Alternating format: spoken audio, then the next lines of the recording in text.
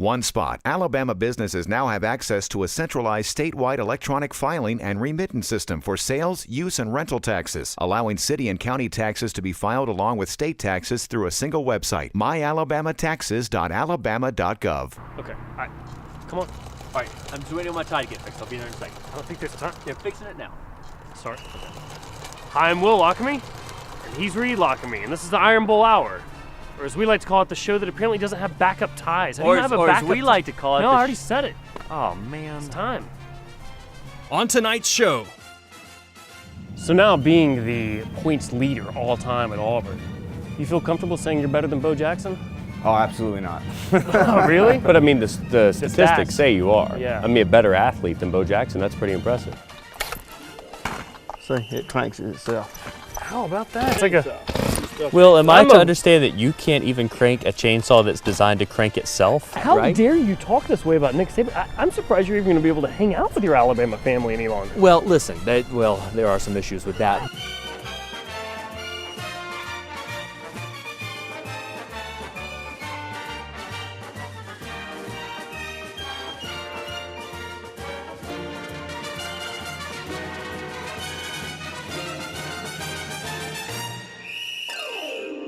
Reed, it's time for the final agree to disagree of the whole entire third season. And finally, it's December. No more Movember. I can finally go get my hair cut. I think that's actually Movember is about mustaches, Will. What? Yeah, and now it's December, time to start working on our payos. Auburn has its sights set on a potential BCS championship berth, and with a win against Alabama in the books and a matchup against Missouri on the horizon, Auburn is halfway there. But are they living on a prayer?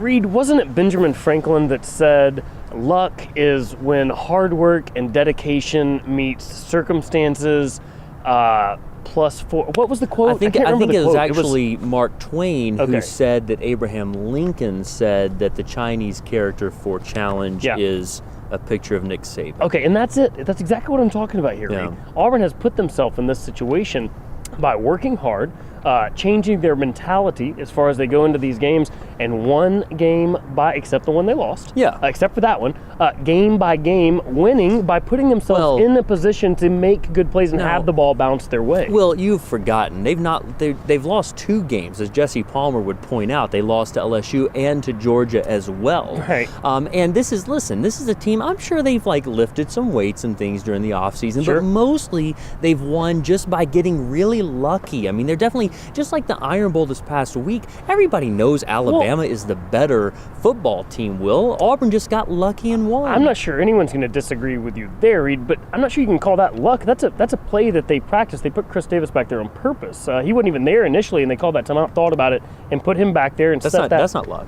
What? That was just running the ball down the field very well and blocking and That's all that. exactly what I just said. That's not luck. That's not the lucky part. Oh, what's the lucky part? part? The lucky part is to have whatever happened in Nick Saban's brain happen to cause that whole play to happen in the first place. That's very lucky. You can't count on Nick Saban to make that kind of mistake. So they're a very lucky team, right? Basically, they get things to go their way that shouldn't go their way. And of course, everybody knows luck is not going to last, right? Talent is what lasts, Will, not luck. Look, if they're really... I read it on Facebook. It's true. If they're as lucky as you say, Reed, then let's see if Michigan State can beat Ohio State, because we know Ohio State's the best team in the country, obviously. It's in the books, Will. Obviously, Michigan State's going to win that game because Auburn just gets lucky. Everything goes their way, right? They cheat a lot, they get lucky, and then things turn out well. So Michigan State is going to win that game, no doubt about it. What's going to happen to Missouri? I'll tell you what. Probably 4 or 5 of their players are going to get diarrhea. They're going to lose the game because of that, right? Because Auburn is just that kind of diarrhea-inducing team. I'm glad you brought up Missouri because nobody else has. Yeah. Ugh. Many have questioned Saban's decisions during what turned out to be a heartbreaking loss in one of the most important Iron Bowls in the history of the series. Is Saban to blame for costing his team the three-peat? Well, there is no doubt Nick Saban, who is widely respected as one of the best college football coaches of all time, washed that whole reputation down the drain this past weekend. Listen, just like Aaron Murray can't play in the big game, right? Obviously, Nick Saban can't coach in the big game. You've got to right? be kidding. Well, you have got to be Give me one example of when he did. Okay, how about against LSU, like most times? But what? No. Everybody knows that Nick Saban lost to LSU in the real game. Then all of LSU's players went out and spent, they were probably half drunk for the game. He didn't coach Notre Dame. them. Notre Dame.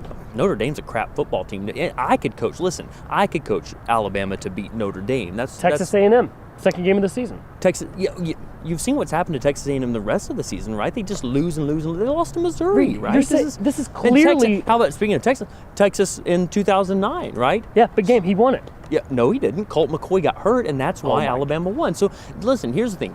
Saban proved this week that he is a crap coach, right? Going forward on fourth down when everybody knows the proper thing, the odds play there is to kick the field goal, right? And that's what they should have done. And people are going to say, well, Cade Foster can't make any kicks that night. That's not true. He made one right before they had to kick it again, and he missed it. I'm glad you bring this up, Reed, because someone is to blame, and it's not Nick Saban. It's that kicker. Listen, Cade Foster, I just told you, made a kick. No, Reed. Not Cade Foster, bless his soul. I'm talking about Andy Griffith, Reed. He gets out there. I don't think his name is Andy Griffith. I think it's Adam Griffith. Adam Griffith, Reed. He's clearly to blame. A 57-yarder. Saban said he'd been kicking 60-yarders all day long in practice. Why can't he make one more? Look, nobody thinks it's Andy Griffith's fault that this game was lost. Everybody knows that it was wrong. Listen, before the kick even happened, Will, one of my nephews, I was watching the game with family, and he said, I think they're going to bring him out and try to kick. And I said, no, that's absurd. No one would try to kick a field goal in this situation because of all the potential risk. What you do is you throw the ball down the field, you hope for luck like Auburn normally gets, and you hope that you win the game like that, How dare you talk this way about Nick Saban? I'm surprised you're even going to be able to hang out with your Alabama family any longer. Well, listen, there are some issues with that. But the point is this.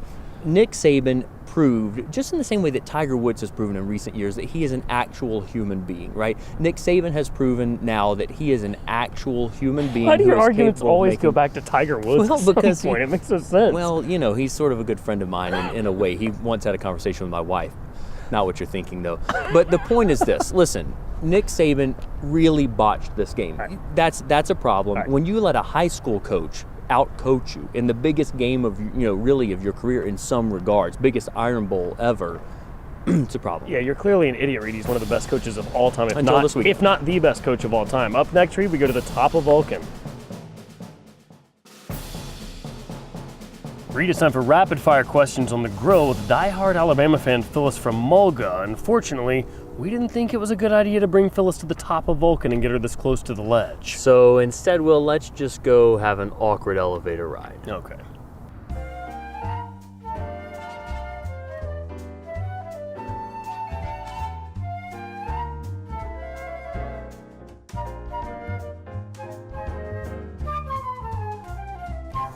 Reed, since it's the final episode of the season, I thought it'd be a good idea if we went back and revisited some of those great Alabama and Auburn feature pieces that we worked on. Up next, it's the time we went and spent the day with Brad Martin. He's the chainsaw artist that carves Bear Bryant's. Ooh, I like the sound of that, Will. It makes me want to get out all my old Jackal CDs. Reed, today we've come to the beautiful Bluntsville, Alabama. And specifically, we are at the workshop of Brad Martin, a chainsaw massacre artist. He is going to show us today how he makes a killing in wood sculptures. Well, let's go homicide and have him teach us a thing or two.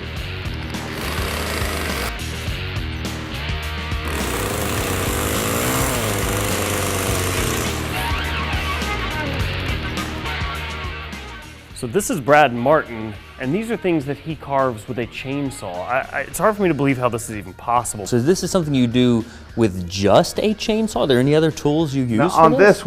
On this one, it was 75% chainsaw, and then I finished it out with mallet chisel.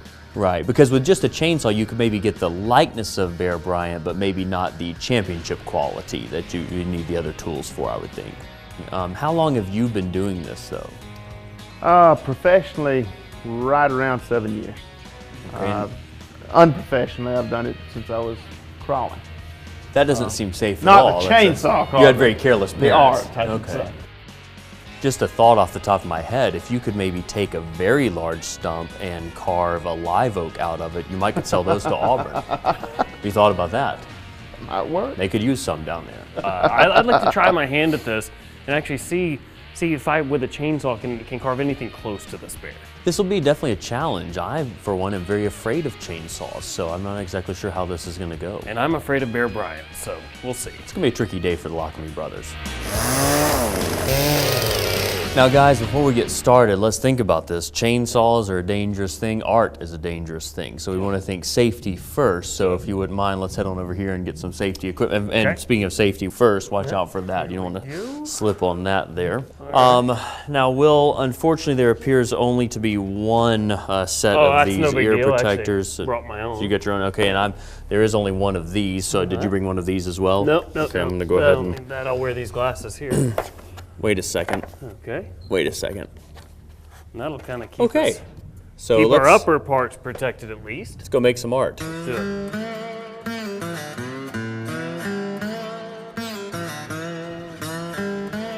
Now, from the look of Brad here, I have a feeling we may have gone overboard with our safety. No, Will, you can't go overboard with safety. Safety is very important. But I can't even see your face, Reed. You can't see my face? No, I can't see your face. Oh, that's it. Yeah, that won't do. And actually, my ears are a little bit sweaty, so if you don't mind, I'm still gonna wear my ear protection. All right. Now, Brad, here we go. This is what you start with, and somehow you make these amazing creations out of this piece of wood. I'd like to see you get started, just so we get a general idea of really what's even going on here with the saw.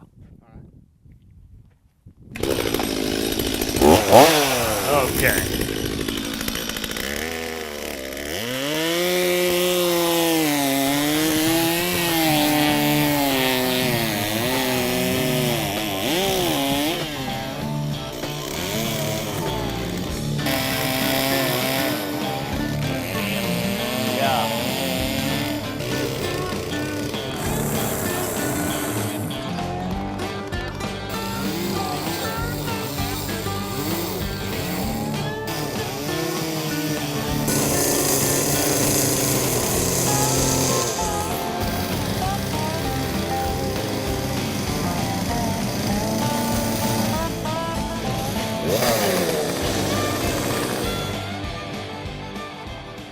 All right, now this is just ridiculous. So, I mean, we've been here a matter of minutes. You've been working on this and it's done that fast, right? Yeah, that came from working live up in the mountains. People's attention span's really, really low. So you've got to get it done in 30 minutes. Otherwise, they walk away, they don't buy anything. I'm very impressed with this because I think, art speaks to us and says something interesting, and this one sort of helps end some debates. A lot of people have talked about how many championships does Alabama have, but you can clearly see 22 championship rings on this sculpture now that it's sort of exposed if you count them. Absolutely. So that's 22, I think now is the official number. Now, Will, before we get started carving, I've thought of something. We're here just outside of Bluntsville, and the nearest hospital is probably about 3 days away from here. Right. So in the interest of safety, I have brought this cooler in case we have any detached fingers we need to help transport to the hospital.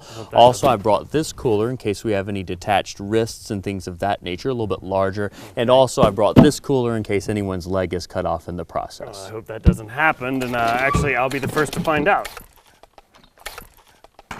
See, it cranks it itself. How about that? It's like a... Will, am I to understand that you can't even crank a chainsaw that's designed to crank itself? Yes. Now that is terrifying. Brad, will you start this for us? Thanks.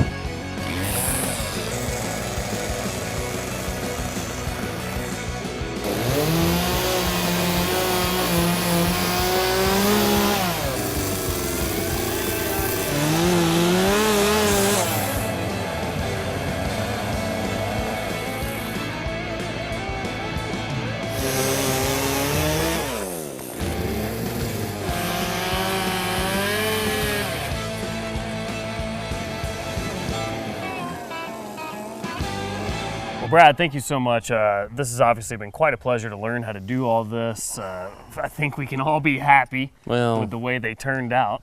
We certainly saw Brad's earlier. That's very nice. Mine is certainly a piece of precision, I would say, Will. It's a minimalist piece. Now, with your piece, what did you say that was going to be? It's an elephant. I was going to guess woodpecker, actually. I don't know that turned out so well. I learned from the best. You know, Will, I've always felt that Jackal was an underappreciated band. It's not just their singles. They also had some great deep cuts. Yeah, I'm pretty sure no one knows who Jackal is. Because deep cuts, because of the... Now I get it. Let's take a break, let them all think about it for a bit. When we come back, it's time for one of our favorite Auburn pieces. Welcome back to the season finale of the Iron Bowl Hour. Well, after the Iron Bowl this past weekend, I found myself wondering again, how hard could it possibly be to kick a field goal? So let's replay the time we went down to Auburn and kicked with former kicker Wes Byram.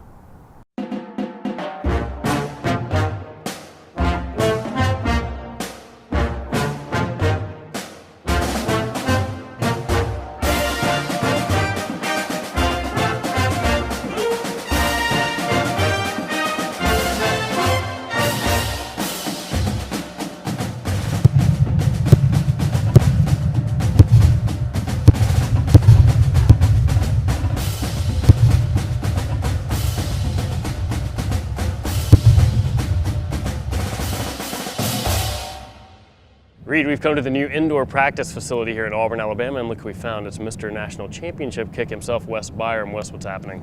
Doing good today. How are you? Good, man. You know, Reed and I notoriously make fun of kickers, and so we're here today to prove that kickers don't really do much, and you're going to show us. You're going to show us all about It shouldn't take more than about 5 minutes. What's the first thing we need to do here? Well, the first thing we want to do is stretch. That's number one. it. Easy peasy. we could do Let's some stretching. Let's do it. Very good.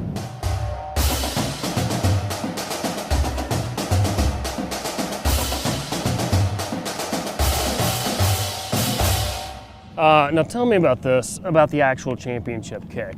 Were you hoping for that? It was nice to be able to have that opportunity. I mean, you know, the whole game was amazing. When you're kicking and you get in that situation, it's nice to be able to go out there and do that because that's, you know, we're not out there all the time. So I can't hear anything y'all are saying through this helmet. Now, have you ever missed an extra point? I have. How embarrassing is that? Oh, God. It's painful. It's because you go out there, it's real short, it's right there, and And do you think probably right before you missed it, announcers and people on Twitter were saying, oh, Auburn's up 7-0, and then they have to come back and fix it with a tweet saying, no, I'm sorry, just 6-0. all right. Well, before we get started here, why don't we see you kick and see what we're dealing with? Okay, sounds good. I'll right. give it a kick. All right.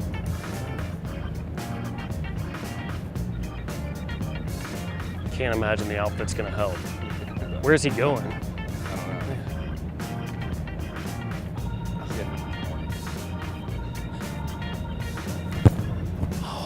Okay.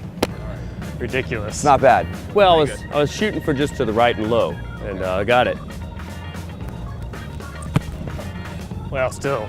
It was a little wild. We got a lot of work to do. You know, set the ball up, take 3 steps back, take 2 over, 3 back, 2 over, and then just.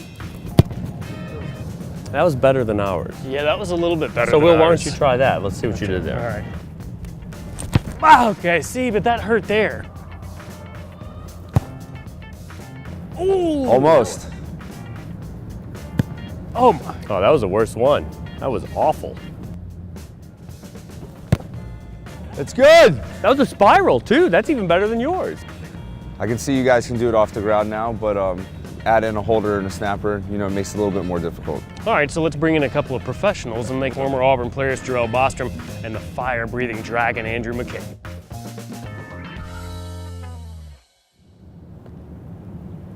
Kick is up, and it's good. It seemed pretty easy to me. It was good. All right.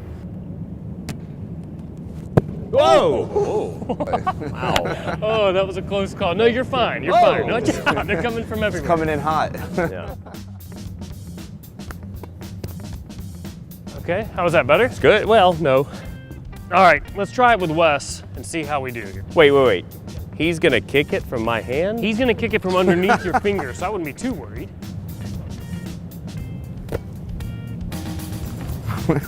You gonna Charlie Brown me? Well, I'm not. I'm a little nervous about this.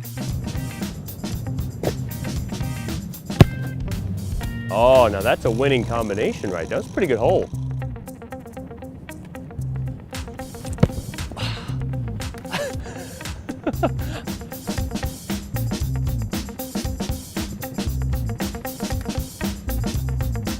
All right, here we go. Oh my God. Oh, I didn't go as well as I'd hoped. Oh. So now, being the points leader all time at Auburn, you feel comfortable saying you're better than Bo Jackson? Oh, absolutely not. Oh, really? But I mean, the statistics stats. say you are. Yeah. I mean, a better athlete than Bo Jackson. That's pretty impressive. I wouldn't say athlete. I mean, I got a lot of points, but he's pretty impressive. Well, you don't see us inviting Bo Jackson onto the show. No. Bo does not know kicking. No. No. All right, so we've done our stretching, our practicing. Now what we're gonna do is we're gonna recreate the kick. We're gonna send you guys out The there. national championship kick? The national championship kick. Okay, from the right hash. Right hash, nice and short. You're gonna have to run all the way over there, set up, do your steps, and get it in. All right, guys, here we go, 10 seconds. Let's do it.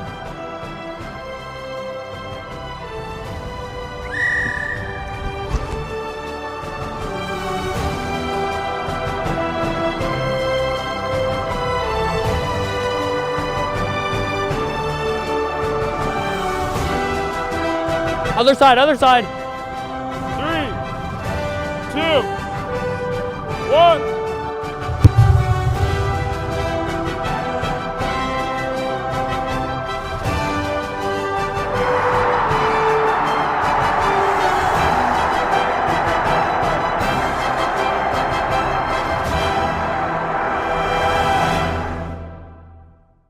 Oh, Reed, you did it. Yeah, I did, Will, but don't forget I couldn't have done it without being as generally awesome as I am. It's all the time we have for Season 3 of the Iron Bowl Hour. We'd like to sincerely thank you for watching portions of this show. I'm Will Lockamy. And I'm Reed Lockamy. Roll Eagle, Reed. And War Tide, Will. Don't forget to follow us and interact with us via Twitter, Instagram, and Facebook, all at the Iron Bowl Hour. You can also come see our radio show, Oh Brother Radio, every Thursday, live from Iron City from 7 to 9 p.m. on Birmingham Mountain Radio. Now, Will, let's get out of here. I just ate, and I'm going to want to get in the water in 30 minutes. Promotional consideration provided by Express Helicopters at the Birmingham International Airport, specializing in charters, tours, news, and events. And Vulcan Park and Museum, home to the world's largest cast iron statue, spectacular views, and indoor and outdoor exhibits that recount the region's history, as well as the story of the iconic 56-foot-tall statue that has become the beloved symbol of Birmingham. Now it's time to go to the top of Vulcan. You say for what? And I'll just say make up something. Yeah, say- I mean, do we not just want to say for our guests, and then we get up there and say there's You no can just guests? say Whatever. go up top of Vulcan for the last time this season. Why? Just Because kind I of like leave it going to there. the top of Vulcan. What? We get to go for free. And now it's December, time to start working on our payos. I want to keep the Jewish humor alive. Perfect. Okay.